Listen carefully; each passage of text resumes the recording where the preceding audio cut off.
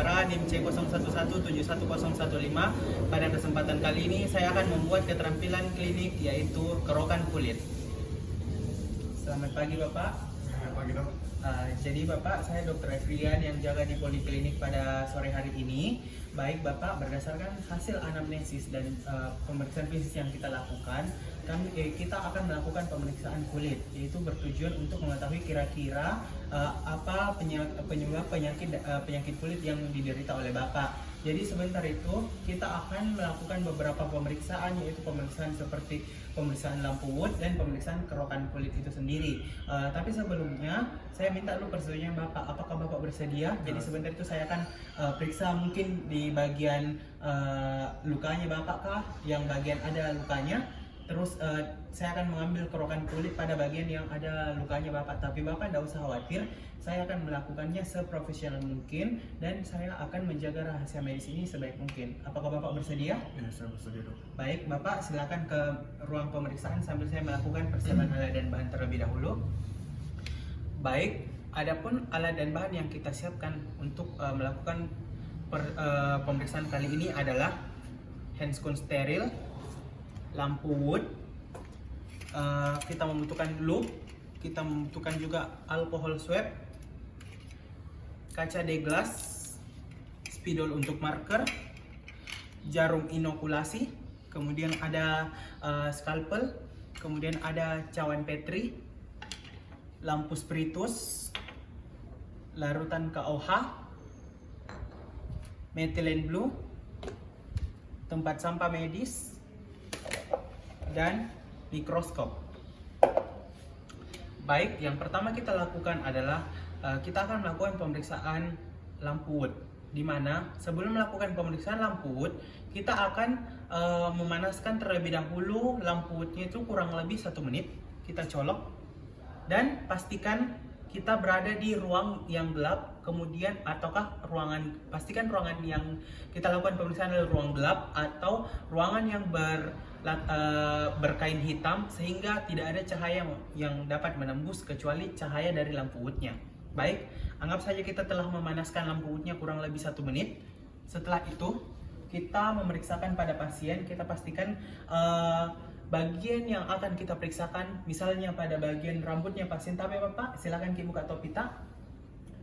Kita periksa pada bagian yang akan kita periksa itu tidak ada topikal yang melengket seperti obat-obatan, minyak rambut dan sebagainya. Pastikan benar-benar alami. Kemudian kita akan melakukan pemeriksaannya. Itu bertujuan supaya membantu pemeriksaan menggunakan lampu wood ini. Baik, kita periksa menggunakan lampu wood, penyinaran lampu wood, di mana jaraknya 4-5 inci dari daerah pemeriksaan. Kita periksa. Oke. Setelah melakukan pemeriksaan lampu wood, selanjutnya kita akan melakukan pemeriksaan kerokan kulit, di mana di sini. Yang pertama kita lakukan adalah tabe Pak, silakan posisi terserah kita mau posisi duduk atau baring. Kalau dari senyamannya saja Bapak, kita pastikan dulu posisi pasien itu posisinya. Setelah itu kita melakukan cuci tangan rutin terlebih dahulu. Setelah melakukan cuci tangan rutin, kita memakai handscoon steril.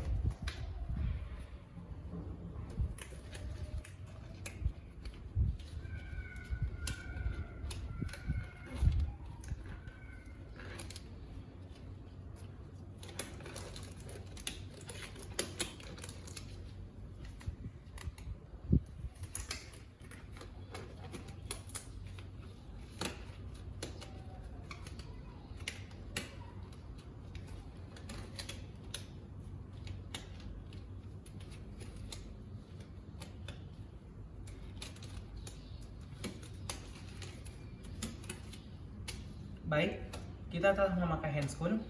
Nah, selanjutnya yang akan kita lakukan adalah menyiapkan scalpel yang akan kita gunakan. Scalpel tumpul, ujungnya yang tumpul. Kemudian spidol yang bertujuan untuk menuliskan marker pada kaca deglas dan cover cawan Petri yang akan kita gunakan. Yang pertama kita lakukan adalah ini spiritusnya. kita memanaskan salah satu kaca deglas yang akan kita gunakan, bertujuan untuk memastikan benar-benar steril kaca yang akan kita gunakan. Kita lidah apikan. Setelah kita lidah apikan, kita simpan pada tempat yang benar-benar kita anggap steril. Setelah itu, kita membuka alkohol swab.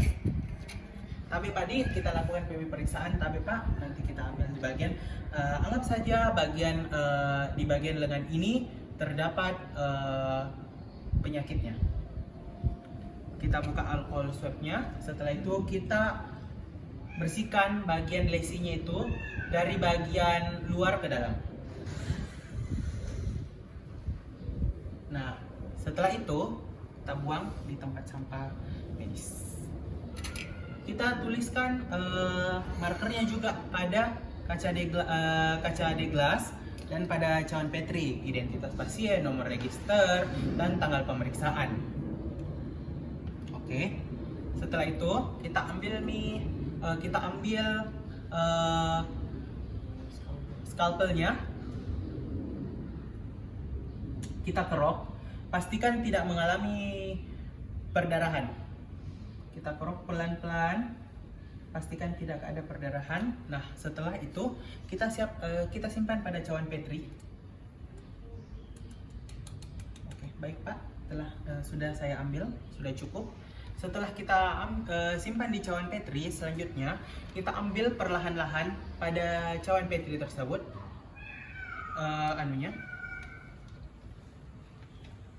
serbuk-serbuknya. Kemudian kita simpan pada kaca deglas. Kita simpan perlahan-lahan secukupnya saja. Setelah itu kita mengambil larutan KOH 10%. Kita semprotkan di atas serbuk-serbuk kulit yang telah kita ambil. Kemudian kita beri larutan methylene blue. Oke. Setelah itu kita tutup dengan kaca deglas yang lainnya, yang satunya lagi. Pastikan benar-benar rapat. Dan jadinya akan menumpuk seperti ini.